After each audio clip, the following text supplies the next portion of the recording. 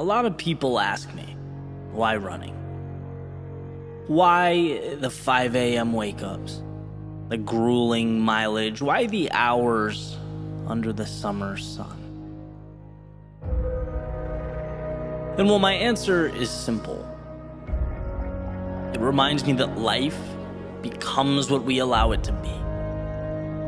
Because absolutely you can sleep in, but you'd miss that crisp morning air.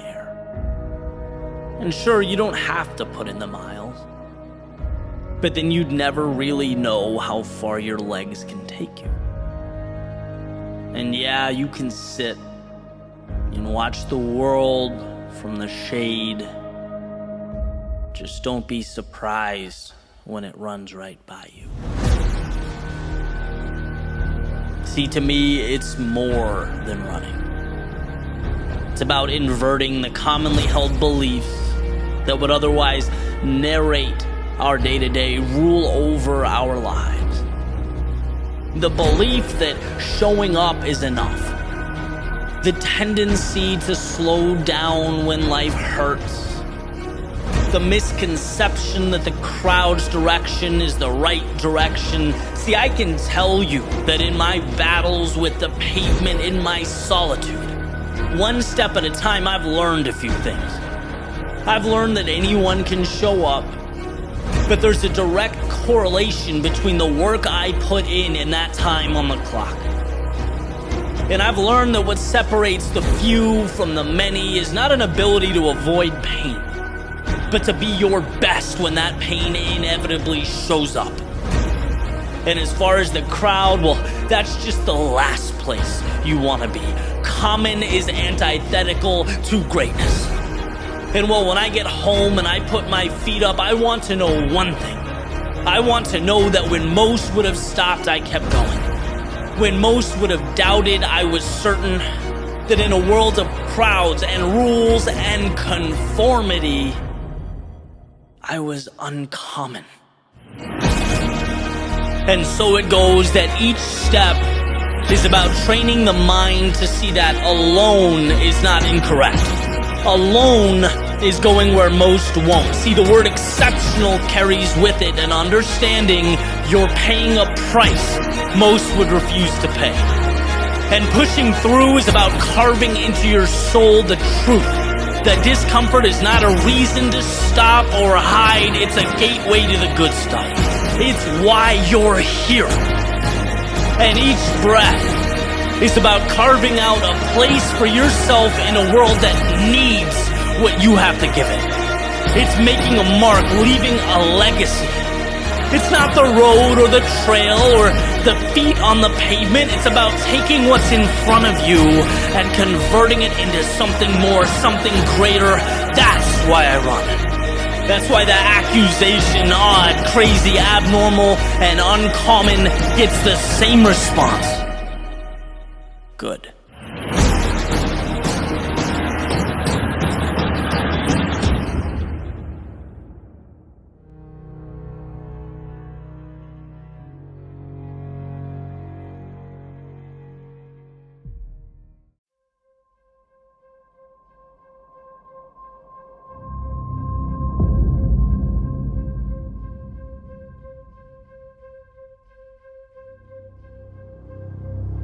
Stand up.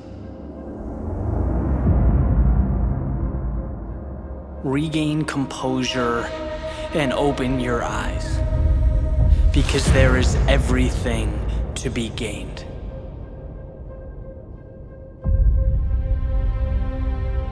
This is a fight against the tyranny of the subconscious, against enslavement by the mind, which mandates that you take the path of least resistance.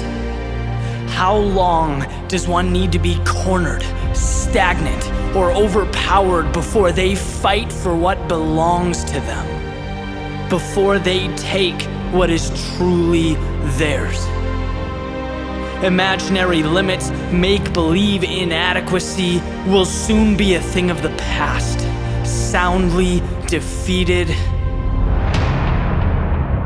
This is not a negotiation. This is war. As fear takes the form of bullets, pain transforms into fire, and your world becomes chaos. Remember that what lies ahead is much more valuable than what is left behind.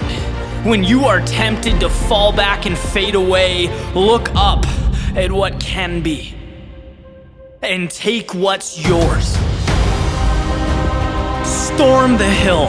Keep your eyes fixated on the prize. Sacrifice is an understatement. Indestructible confidence is a necessity.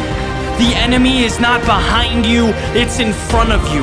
It's fighting for the status quo, and its fight is in vain. You are armed with the desire for more, to be better, to not just exist, but to make the world wonder how you did it. Yes, this is war.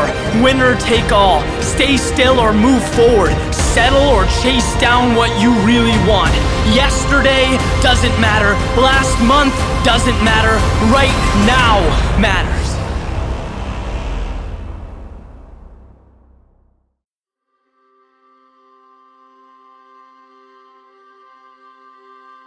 I will win. A statement often met with skepticism. Who are you to say that or predict that for yourself? Can you tell the future? Well, there lies the misconception. It has nothing to do with the future, does it? The first requirement was that you show up.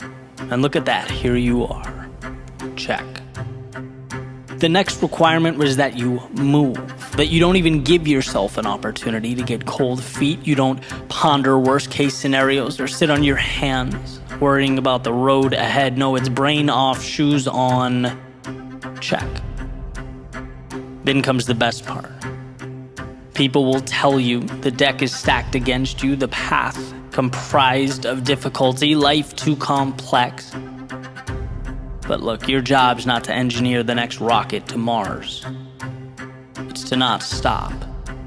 It's to put one foot in front of the other. How's that for simplicity? They say that confidence is earned. And it seems to me that by putting yourself in this position, you have earned a ticket to something greater. The privilege of stepping into that forbidden space, the space 99 out of 100 don't dare touch. And you know what I'm talking about, when your body whispers its complaints to the mind, and man, is it a good negotiator. But today, right now, it's not good enough, because you're here. And if you're gonna do it, you might as well really do it. You might as well make sure that when you get back to the car, you're thanking God Almighty this thing's over. You might as well make sure your lungs are still angry 10 hours from now when you're eating dinner. You might as well teach your subconscious that feeling tired doesn't mean that much. You will win because you're saying yes to right now, and you don't need a crystal ball to tell you whether or not to put one foot in front of the other, and at the end of the day, be a little better, a little stronger, a little more confident in your abilities. As far as I can tell, that's what winning is. Victory, continuously, sustained, accumulating over time. And while the world stays where they are, looking up at their mountaintops, gazing over their endless abyss, guess what? You'll be scaling those little boulders one by one, bridging that gap step by step. They'll be stopped dead in their tracks, entrenched in the awe and magnitude of what stands before them. But you, on the other hand, will be breaking the complex right down into the simple. Because anyone can do simple, and one of the greatest secrets in life is that that's all there is. Simple. We just have a tendency to stack it until it looks like an excuse. Because success doesn't wait for the perfect moment. It's happening in the now, always. A million tiny battles, little yeses. How powerful to know that by moving on when most wouldn't, you are building something bigger than most could dream of. At some point, you will reach your finish line. Look back on the aggregate and think, that was a lot. You may even think to yourself it was too much, that the demon took you too close to the edge of your world, and that's fine. Everything looks bigger on the outside looking in, and while you just crawled out from the depths of hell, survived, because you didn't think about any big pictures or sweeping narratives just 1 foot in front of you. That's the reason you made it out, escaped. And now as you look back on from the outside, tired, exhausted, emotionally drained, that feeling of pride pulsating through your veins is proof that winning is not a spot reserved for someday down the road. It's who you are. It comprises every essence of your being. It's why you will be right back here to do it all over again.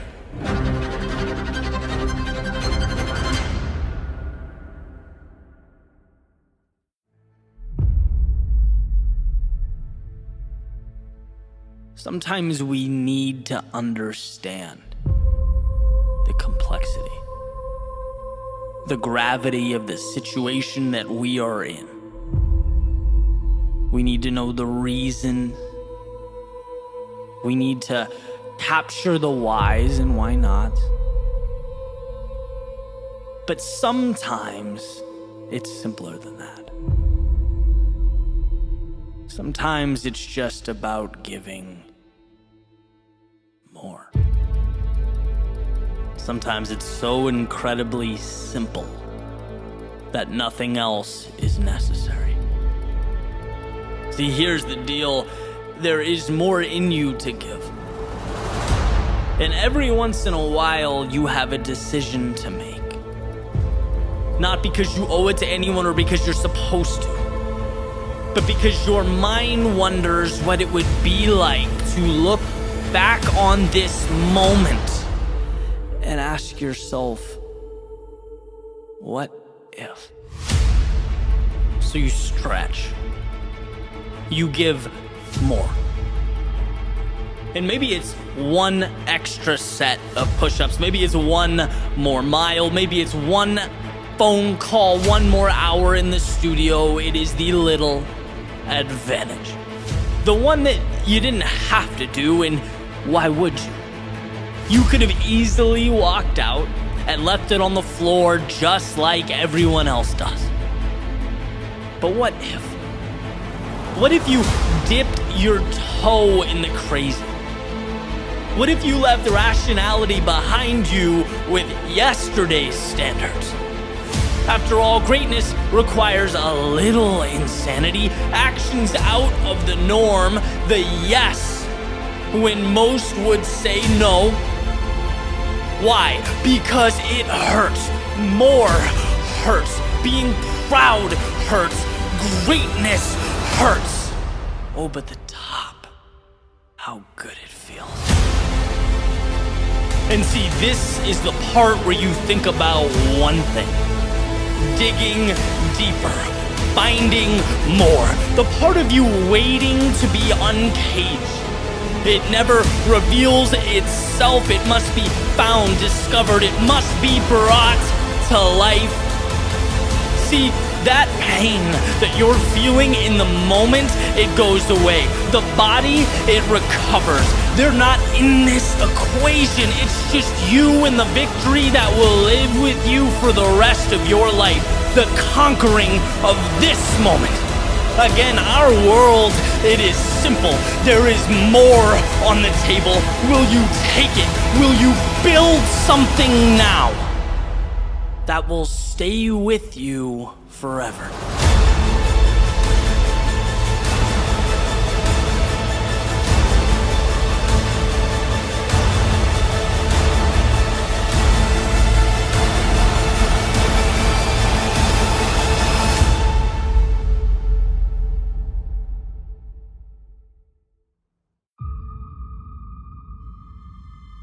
So imagine you're sitting down, having something to eat, thinking, relaxing, reading, whatever you're doing. And someone walks up to the table across from you, pulls out the chair, sits down, kind of leans back, puts one leg over the other, casually tells you, you probably don't have what it takes to do anything significant in your life. What would you say? It'd be outrageous, right? That's a ridiculous scenario. Well, let's say that the next day you get up, you go to walk, run, work out, and he shows up again. Starts running next to you, casually reminding you that the odds of you changing, doing anything for the better, are slim to none. That this is kind of a waste of time for you.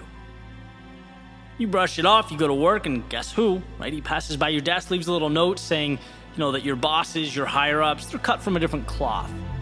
They just see things in a way you can't.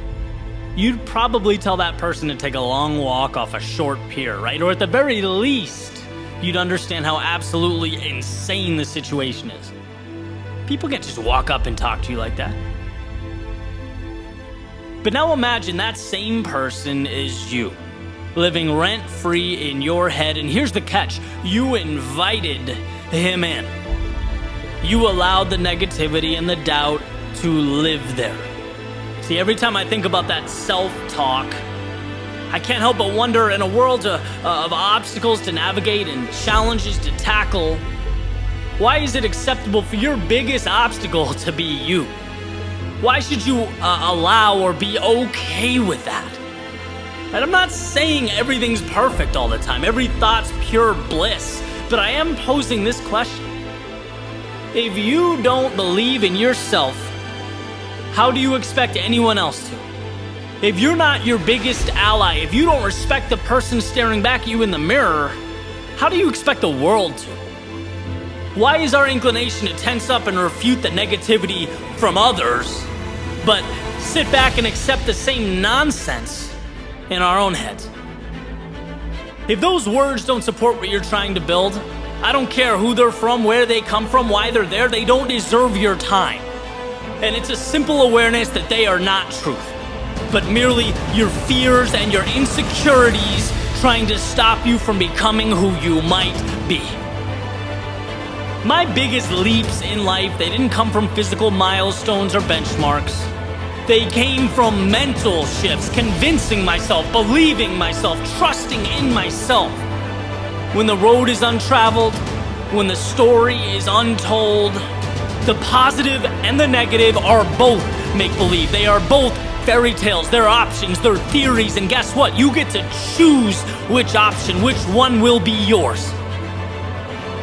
My favorite quote is, "You are always stronger than you think you are." Not so much because it reiterates how high the bar is, but because it reminds me how low we often set it for ourselves when we're not paying attention, how loud that negative voice can be. When I was unemployed, I was writing, I was running out of money, my life changed because I stopped seeing myself as some lost, jobless mess, and I started seeing myself as one of the greats with a hell of a road to travel. See, people always follow through on who they believe themselves to be. I refused to hear that you might fail and the not good enough, and I buckled up for the road ahead. And when you believe you can change and know that the road to your goals will be rocky, it will be uncomfortable, but worth it, you are taking that hostile voice and making him or her a spectator, not a decider of fate. And yeah, you will lose, you can't win all the time, and you will feel stuck, but life's not always smooth sailing, and sure, you'll be mad at yourself, but not every decision is a home run. But these situations are the byproduct of a journey, and here is my point. Self-belief is being able to differentiate your situation and pointless negative talk about the situation. It's about remembering that you are the gatekeeper of your own mind. When you believe in you, it places your faith, your strength, and your determination in the driver's seat. It makes everything else trivial, meaningless. It makes it an option that you are simply not going to choose.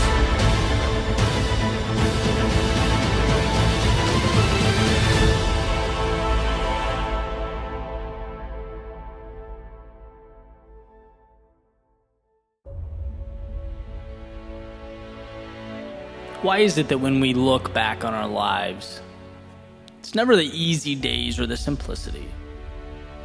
It's not the calm that changes our reality or makes us who we are. Don't get me wrong, calm and simplicity, they're wonderful, but they're not transformative. And why would they be? Why would we change or seek to obtain more without a reason or incentive? It's times of struggle, of turbulence. It's when life was hard that we had to rethink who we are, reshape the way we look at the world. Right? Because without chaos, you don't get calm. Without the storm, you don't get those crazy neon colors and golden rays it leaves as it passes by. In order to triumph in any capacity or any area of life, there's always a sacrifice that must be made. The adversity is the fire that forges the iron. There's a saying, hard times create strong men. Strong men create good times. Good times create weak men, and weak men create hard times. It's a cycle. And this is generally used in a socio-political sense, and I think in a lot of ways it applies today, but where I've really found it useful, where I've found value in it, is at the personal level.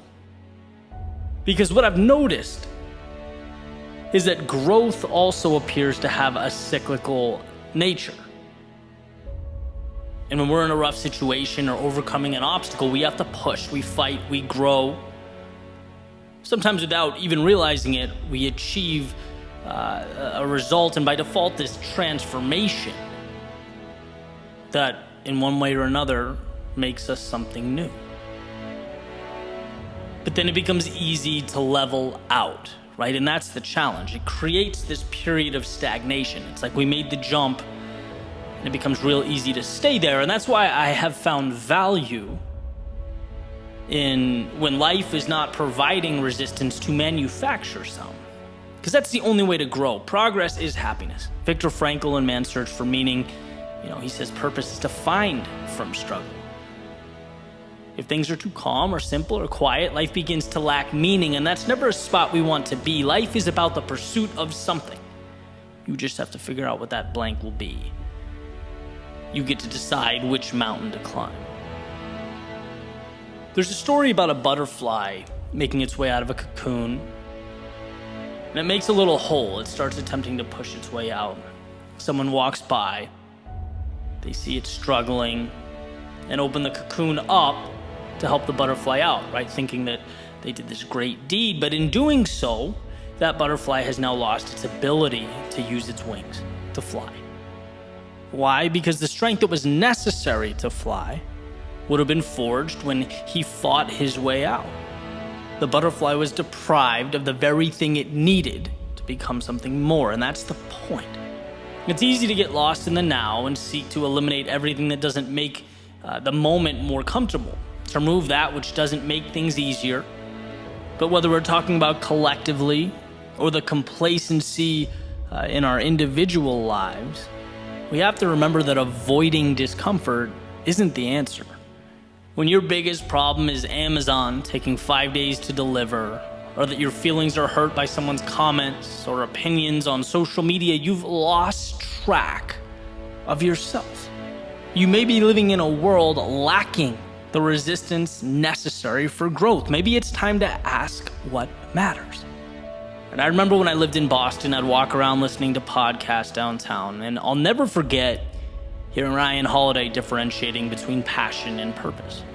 He called passion temporary, a dopamine hit. It's the excitement before the project begins, the beginning of a journey, the honeymoon phase. But passion alone falls short. And it falls short because anything worthwhile is hard. It tests us. It repeatedly presents us with those metaphorical cocoons we have to fight. We have to earn our stripes, grow our wings, and if we stop at passion, there's no reason to battle on, to take the punches, knowing that they will create for us a tomorrow full of infinite possibility, and that's where we need purpose.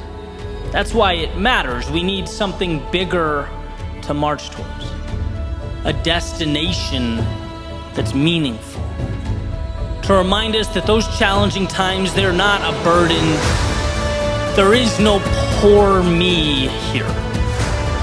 They're the fire that sharpens us. that whispers to us not only the importance of carrying on, but the power contained within ourselves to do so. This world, it is not stacked against you. It's never the problem or the obstacle.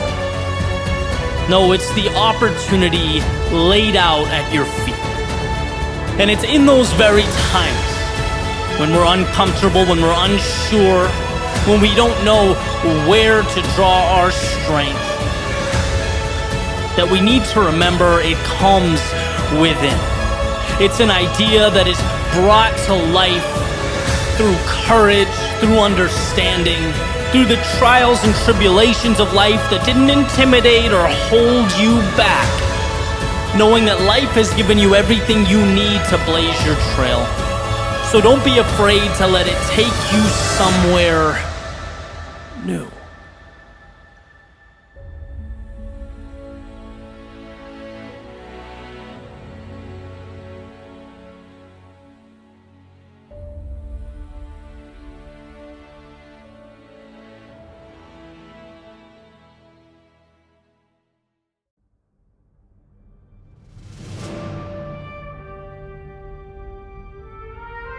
If life is truly what we make it, and what we make it depends on the answers we find along the way,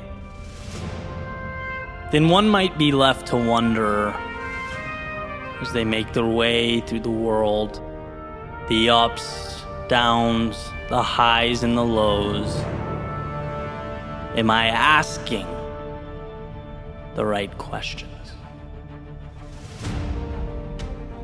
Like, not how many steps are left, but how do I make this step count? And maybe it's not about what's over my shoulder, but the road untraveled. Perhaps the question isn't the whys, but the why nots. Not how do I get around the obstacle, but how do I push through it? Not how do I avoid the unknown, but how do I make it mine? See, there is a one-to-one correlation between the questions you ask and the answers you get. Every competitor knows asking, can I get there? And asking, how quickly can I get there? Will put you in far different places when the day ends. It's been said that it's not what's in front of you, but what you see. It's not the materials, but what you build with them. It's not what happens, but what you do about what happens. So when the road is long, when you want to stop, when the mere idea of carrying forward seems like a burden, here's to those who have no interest in asking why, because they're too busy chasing down why not.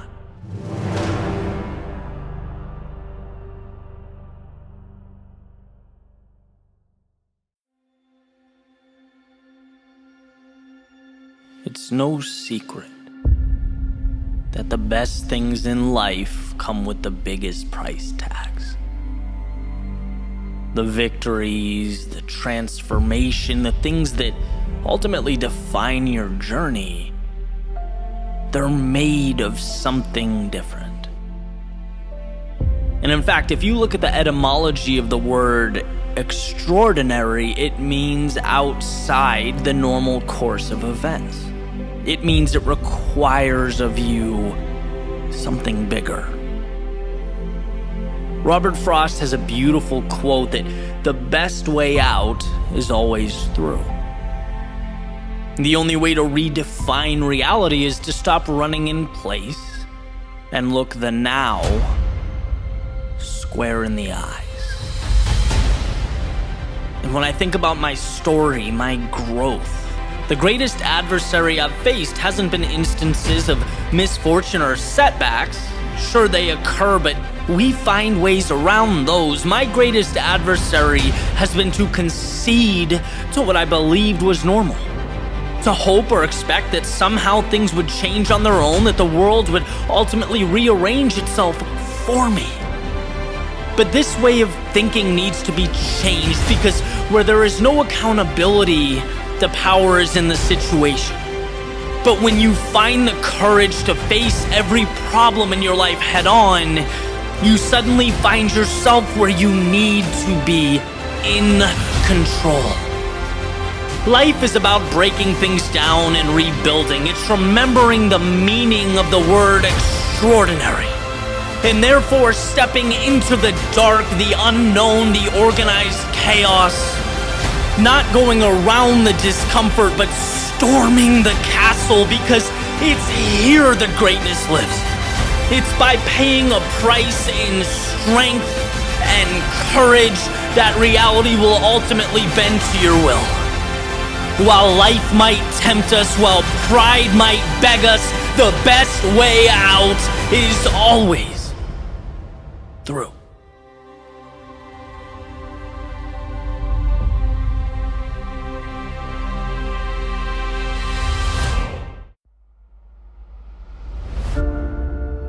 Sometimes what you don't do is more powerful than what you do.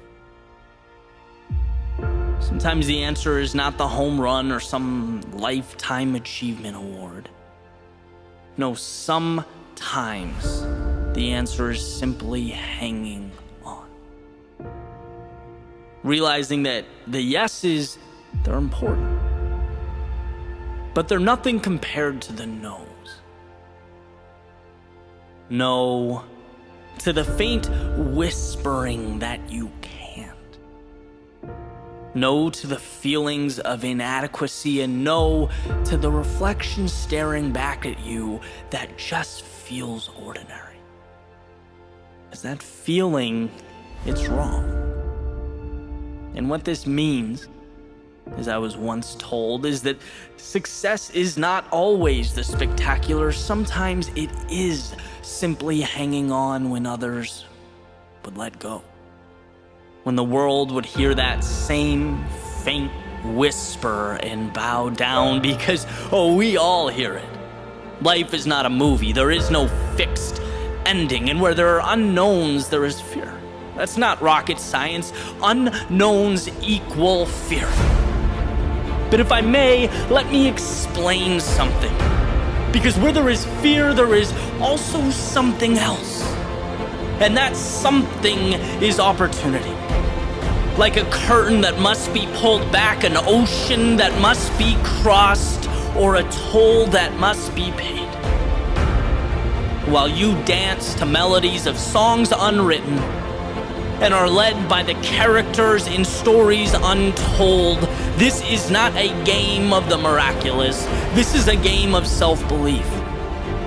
A game of not personalizing the people that are going to let you down. The days that will bring you to your knees. It's not feeling inadequate when you swing and miss, because you will. And I hope you do. I hope you do, because each swing makes you stronger, and each loss makes it easier. Easier to say no to that ship that wants to bring you right back to the port you left from. How comfortable, how safe, how secure it would be. But just like fear and opportunity are one and the same, so are safety and regret. A concession, a wolf in sheep's clothing, and they are a lot of things, but they are not you. So forget about the grandiose. The magic is not in the moon. It's in the staircase that takes you there. Each step, each battle, each time you fall, smile to yourself and carry on. Because the difference between average and exceptional is the ability to make a single decision. The decision to hold on. To stand firm when the people around you turn back. To believe in your foundation when the walls close in. It's running a race with eyes fixated on each step. Not on the finish line. No, the finish line doesn't do anything but distract. It reminds you of the road to to be traveled. Your job is not to make a finish line appear. It is to say yes to the step in front of you and no to everything else. See, anyone can take one step. Anyone can progress 1 foot. Races, journeys, life is simply a culmination of those steps, a culmination of little decisions to not let go. So when your arms shake and the voice in your head screams, when your thoughts beg you to stop and your mind starts to rationalize the possibility of surrender, remember that big things are broken into little things. Minutes are merely seconds. Mountains are merely rocks. And success is simply hanging on when others would be letting go.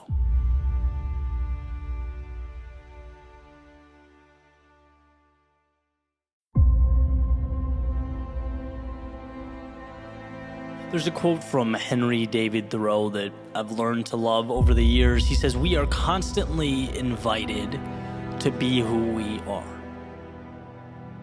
Meaning, essentially, there is always a hand, reaching out to invite us to leave the confinement we've allowed to become our lives, the pressure of the outside world, and attack a world that means the most to us, not obligatory, but for the opportunity. Because it's there, it's perpetually available, and that's what Henry David Thoreau means. And what's interesting is the second we lose sight of this, our lives become consumed with things that really have no relevance to our goals or our objectives. In fact, the daily routine becomes the goal. It's the box that needs to be checked to feel accomplished. We do things because, well, isn't that what you're supposed to do? Adhere to rules and processes and guidelines, almost like we forget why that routine matters. Like we forget the car has to go somewhere of relevance. You don't just get in and drive it to drive it. That doesn't make sense. And a friend of mine recently showed me this book of insights from different photographers. It's called The Photographer's Playbook, and it's life lessons that helped each one of them along the way. And one that stood out to me specifically was Andrea Parleto. And she talked about a concept called hibernation, or cutting off, temporarily leaving your day-to-day or your craft, so that all the have-tos and the should-bes can dissipate. And you can ask yourself the question that we so quickly lose. The question that should be the target, that should be the foundation we build upon. Who do you want to be? Because when all is said and done, and you're looking back, that's what will matter. That's what will dictate your happiness. Not that you were 5 for 5 on your checklist every day on your 20s, 30s, 40s, and on, right? No, what does it look like when you peel that back? What does it look like under the surface? What makes you, you? And sometimes we have to step back, go away, leave the day-to-day world we've created to see life from a different angle. Eliminate the steps, the requirements, the technicalities, and what are you left with when you put your head on the pillow at night? What makes you smile? Bronnie Ware states in her book, Regrets of the Dying, that not living a life true to oneself was one of the greatest regrets people experienced. Isn't it worthy of your time, your attention? Don't you owe it to yourself to make sure that your vision is defined and your actions support that? See, anyone can move just to move, and anyone can breathe just to breathe. But the ones who make the most of each step, each breath, they put themselves in position to live life differently, to accept the invitation to be who they truly are, to take their inspiration, their gifts, and their dreams and never look back.